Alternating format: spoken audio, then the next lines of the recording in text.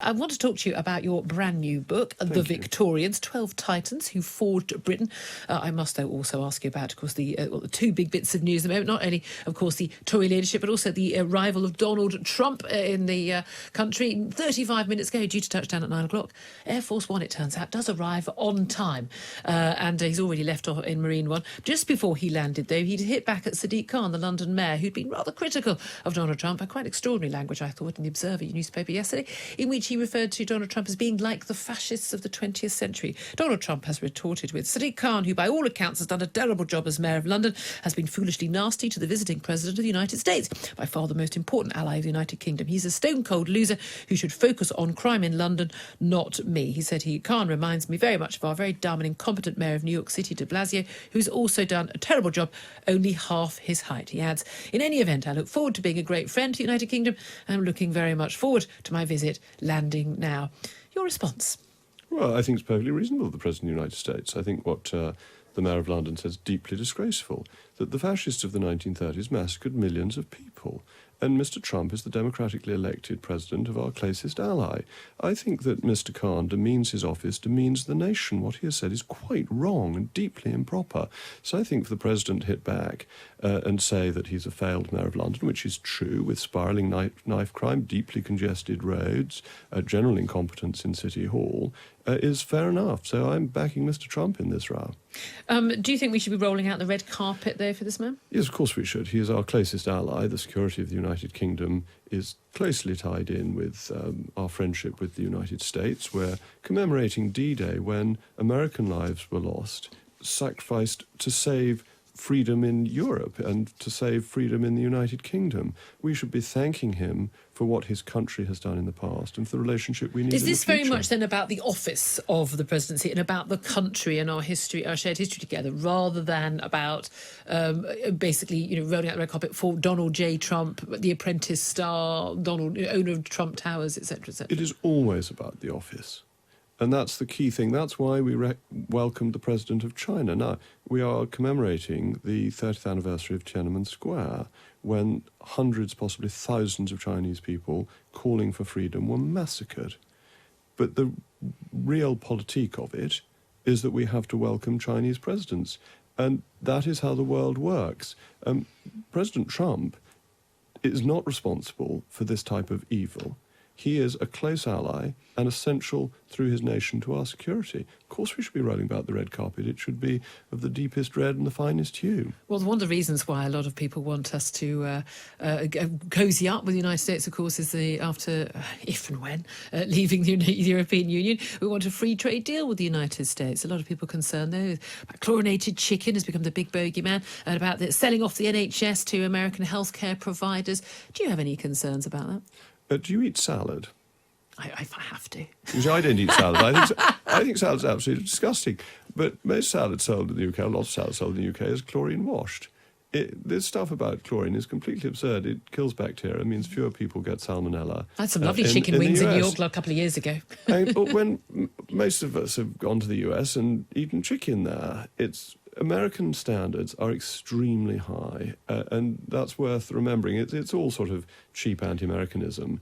In terms of the NHS, there is no trade deal that would stop the NHS being free at the point of use. That is a matter of British law and will not be changed by free trade deals. OK, and what do you think about Donald Trump's endorsement of Boris Johnson? He's the candidate for the Tory leadership that you've been openly backing and have done for some time before there was even a Tory leadership contest to think of, just a twinkle in Theresa May's eye. Do you think that an endorsement from Donald Trump, he's a good guy, alongside Nigel Farage, will help Boris Johnson with the Tory party faithful, and particularly with Tory MPs? Well, I think the President of the United States has been careful to remain within reasonable bounds. So he says he thinks Boris is a good guy. He hasn't said that Boris should be the next leader of the Conservative Party. And I think that's right, and I think that's tactful.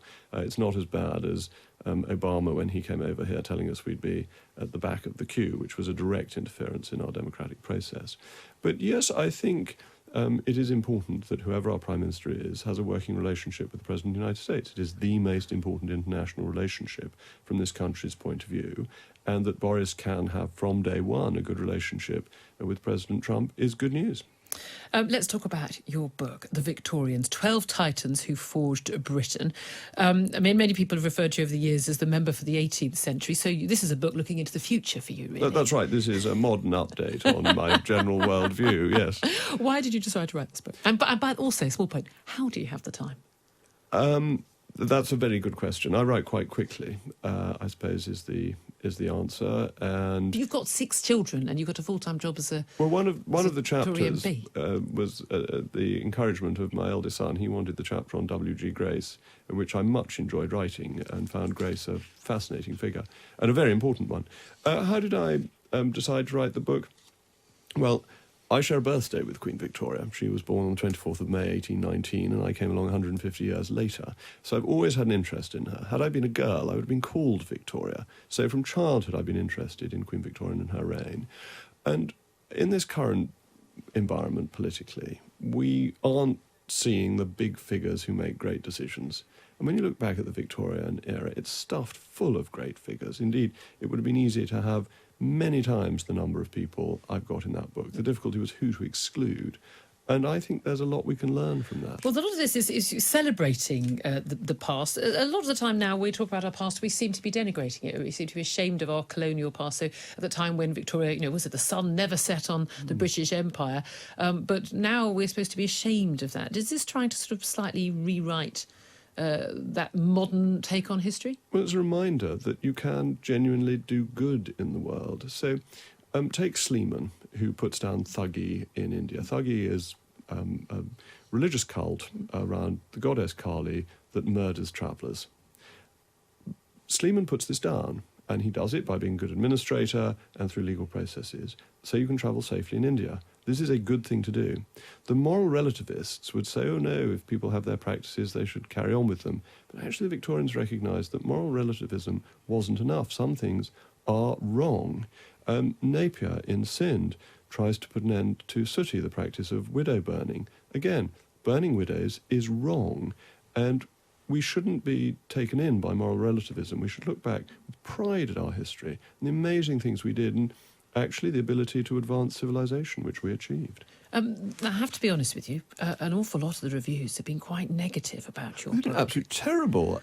My friend didn't like to put it like that. I was being kind. Absolutely terrible. My friend Simon Heffert said it was written by a baboon, so I hope you will assure your listeners that there is no baboon sitting in front of you in the studio. Absolutely not. I would say you write as you speak very eloquently. Do you think a lot of these reviews were, should we say, politically motivated? No. I think it's much more fun as a reviewer to write a critical review than a friendly one, and taking potshots at politicians is a national sport, so I'd make no objection. So I've been asked to write reviews over the years, and I've always think, well, if I like the book, I'm just going to be a really boring review, to say, oh, it's a really good book, just read the book. And I say, if it's negative, then I don't want to waste my time finishing a book I think it's rubbish. That's absolutely true. One doesn't want to read a book that one doesn't enjoy. And it's one of those things. Dr. Johnson maintained he never read a book to the end. He just read the bits that he thought were interesting. And I've always thought that's a sensible approach, but not one I've ever properly managed. In terms of getting to the end, let's talk about getting to the end of this Tory leadership contest. It hasn't even officially started. The Prime Minister leaves on Friday, resigns on Friday. Well, she'll stay in number 10 while this process continues. The official nominations open and close next Monday the 10th. You're going to be even one of the nominators for Boris Johnson, and then we're going to be... You're not your... Well, I'm supporting Boris Johnson. Him. If he wants me as a nominator, I'll happily nominate him. And we are going to see 13 candidates so far, maybe 17. People are saying. Do you think we're going to be able to whittle those numbers down quite quickly? And who do you think are going to be the final 2 names on the ballot paper? I think we will have to whittle it down quite quickly. I think the country wants it done quickly. I think James Brokenshire's statement today that people who aren't going to win should pull out is wise. I don't think people making statements by standing or advancing their causes. Who do I think will be the final 2? I'm pretty sure Boris will be one of them. I think he is overwhelmingly the strongest candidate. Despite the Stop Boris efforts? Yes, despite the Stop Boris efforts. I think not to put Boris through to the membership would be showing disrespect to the members of the Conservative Party. But I think he is like my Victorians. He is a really big figure, and I think he is the biggest figure in the contest. Who will be the number 2? Jeremy Hunt, Michael Gove, Dominic Raab. I mean, all fine candidates in ordinary time. But we are facing a constitutional crisis and a lack of connection between Parliament and the people. And to put that right, I think we need an extraordinary person, and I think that's Boris.